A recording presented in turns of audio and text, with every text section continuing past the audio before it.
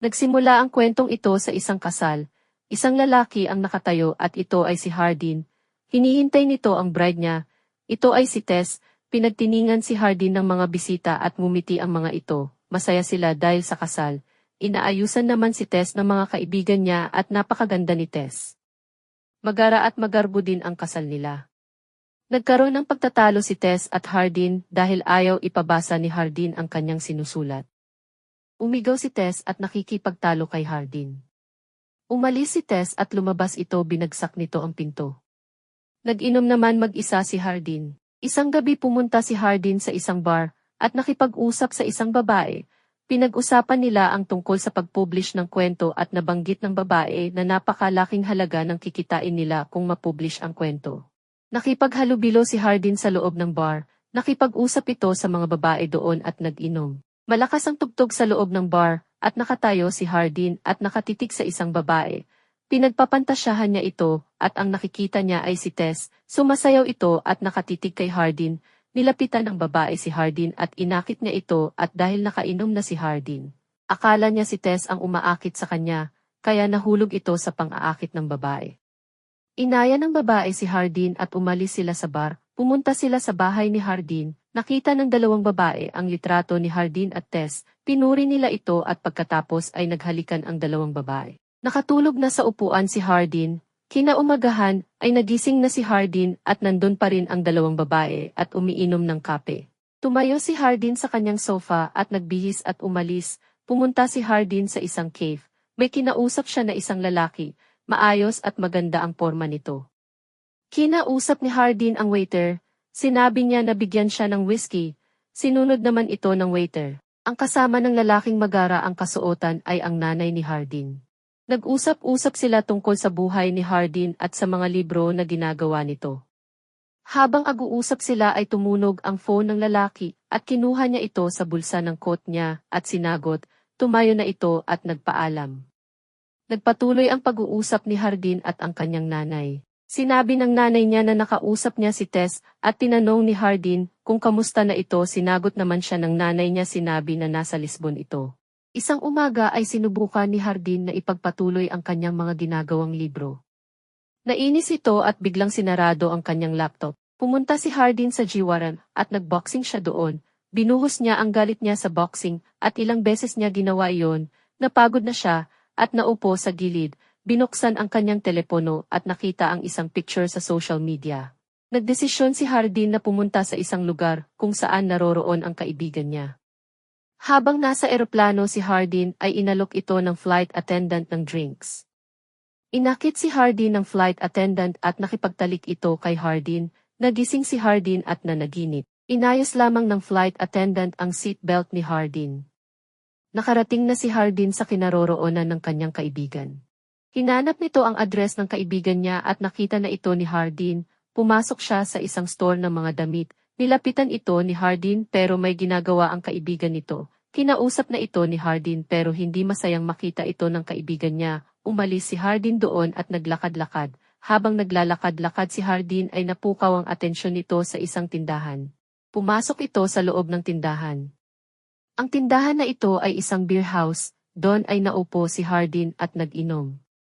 Naalala ni Hardin ang mga nangyari 5 taon bago lumipas, bago niya makilala ang kaibigan niya. Nasa isang lamesa si Hardin at ang dalawa nitong kaibigan niyang lalaki. Nag-inom sila at may dumating na isang babae at nagtanong ito sa kanila. Binabastos ito ng mga kaibigang lalaki ni Hardin. Umalis ang babae at sinabing babalik ito. Sumakay ang babae sa kotse at pinaandar ito at umalis. Nakipagtalik si Hardin sa babae. Nagkatinginan sila sa mata. Sinabi ni Hardin na kukuhanan nila ito ng video habang nakikipagtalik. Ang pangalan ng babaeng ito ay Nathalie. Isang umaga ay kinita na ni Nathalie si Hardin sa bar. Pumasok si Nathalie sa bar at umupo, kinausap nito si Hardin at sinabi kung ano ang mga pinagkakaabalahan nito. Tinanong ni Nathalie kung ano ang pinakamasarap na alak para kay Hardin. Tinuro ni Hardin ang isang baso at inabot ito kay Nathalie. Nag-usap sila tungkol sa mga sarili nila at mga pinagkakaabalahan nila. Sinabi ni Nathalie na akala niya na hindi na niya makikita ulit si Hardin. Humingi ng tawad si Hardin sa mga nagawa niya at sinabi nito na kung pwede niya lamang ibalik ang nakaraan at sinabi rin ni Hardin na sinusubukan niyang maging isang mabuting tao. Dumating ang gabi at nag-dinner si Nathalie at Hardin sa isang magarbong restaurant. Masarap ang mga pagkain doon. Natapos na sila kumain at aalis na sana si Nathalie, pero sinabi nito kay Hardin na nabasa ni Nathalie ang ilan sa mga libro ni Hardin.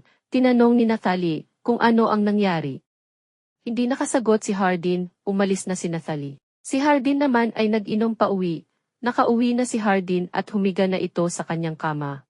Nanaginip si Hardin at sa panaginip niya ay sinugod siya ni Nathalie sa bahay niya at nagsisigaw ito dahil kumalat ang video nila ni Nathalie. Galit na galit umalis si Nathalie at binagsak ang pinto. Pinuntahan naman ni Hardin ang kanyang kaibigan at sinabi na bakit niya pinagkalat ang video na iyon. Nagalit si Hardin at sinuntok ang kaibigan niyang lalaki sa mukha. Nagising na si Hardin. Bumangon ito sa higaan niya at nagdamit. Sinubukan ulit ni Hardin na ipagpatuloy ang kanyang ginagawang kwento. Biglang nag-text si Nathalie kay Hardin. Sinabi niya na nasa beach sila, kasama ang mga kaibigan ni Nathalie. Pinakilala ni Nathalie sa mga kaibigan niya si Hardin. Sinabi ni Nathalie na si Hardin ang kanyang first crush. Dumating ang mga kaibigan niya at tinaong ng lalaki na kung sino ang kasama ni Nathalie. Pinakilala ni Hardin ang sarili niya at ang lalaking nagtanong ay isang author.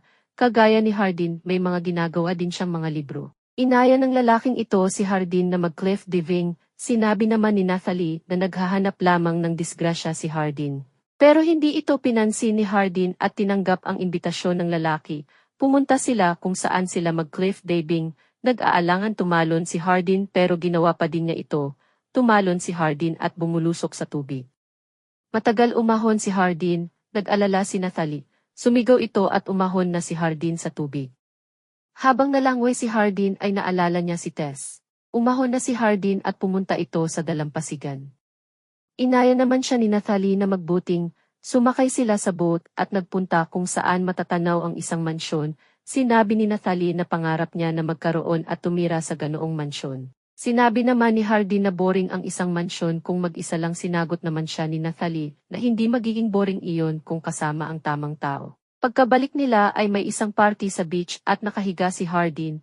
Nagre-relax si Hardin nang may biglang lumapit sa kanyang lalaki. Sinabi nito na kilala niya si Hardin pero hindi ito gusto ng lalaki dahil nalapit si Hardin kay Nathalie. Tumayo si Hardin at nawala sa mood. Pumunta ito sa bar area at humingi ng whiskey. Uminom si Hardin. Sinundan naman ito ni Nathalie at pinigilan uminom. Sinabi ni Hardin na hindi niya mapapatawad kailanman ang kanyang sarili dahil sa nagawa niya kay Nathalie. Sinabi ni Nathalie na matagal ng panahon iyon at naka-move on na siya mga nangyayari. Nakipagsayawan si Hardin at Nathalie. Nakita ito ng lalaki. Sinuntok ng lalaki si Hardin at bumawi naman ng suntok si Hardin. Natumba ang lalaki, tinulungan ng mga kaibigan ng lalaki na pagtulong-tulungang bugbugin si Hardin. Dumating na ang mga security guard at inawat sila. Nakulong si Hardin. Habang nasa kulungan siya ay naalala niya si Tess. Binubuksan na ang kulungan ni Hardin at ang stepfather na ang nagbukas. Lumabas si Hardin ng kulungan. Naglakad-lakad sila at kinakausap ng stepfather si Hardin. Sinabi nito na kung paano niya nalaman kung saan naroroon si Hardin. Sinabi ng stepfather niya na may isang babaeng tumawag sa nanay ni Hardin. Sinabi ni Hardin na iyon ay si Nathalie.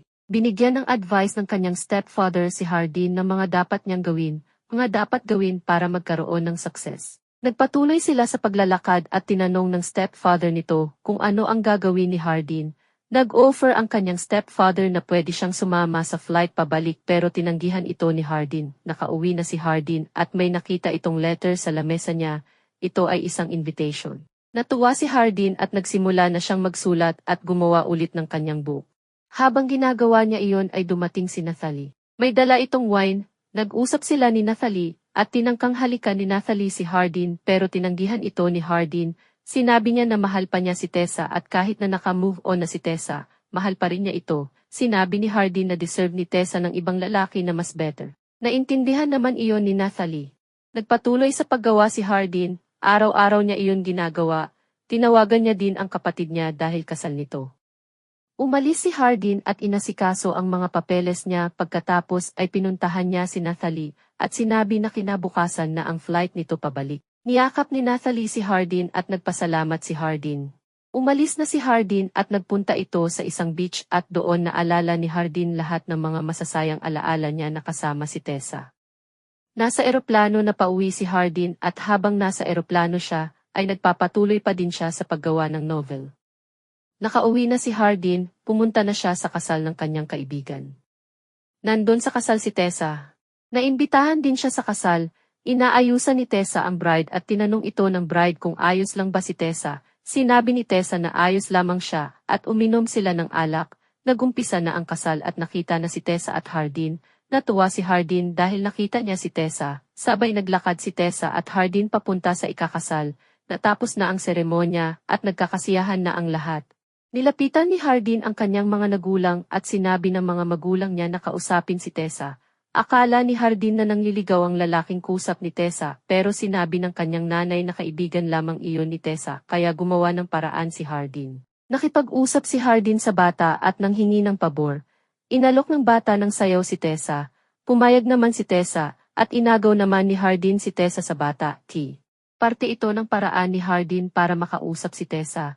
Sinabi ni Tessa na sinabi ng bata na inutusan siya ni Hardin. Napatawa si Hardin. Nagpatuloy sila sa pagsasayaw at pag-uusap. Hanggang sa matapos ang sayaw nila at nagbigay na ng mensahe si Hardin, naiyak si Tessa at umalis, sinundan naman ito ni Hardin, nag-usap sila at nakipagtalik si Tessa kay Hardin. Pagkatapos ay lumuhod si Hardin at nag-propose kay Tessa. Nang yes naman si Tessa, lumipas ang mga taon at nagkaroon sila ng 2 anak at namuhay sila ng masaya. Dito na nagtatapos ang kwento. Mag-subscribe para sa higit pang mga videos mapapanood ninyo. Paki-on ang mga notification at mag-iwan ng like para matulungan ang channel. Maraming salamat sa panonood. God bless us all.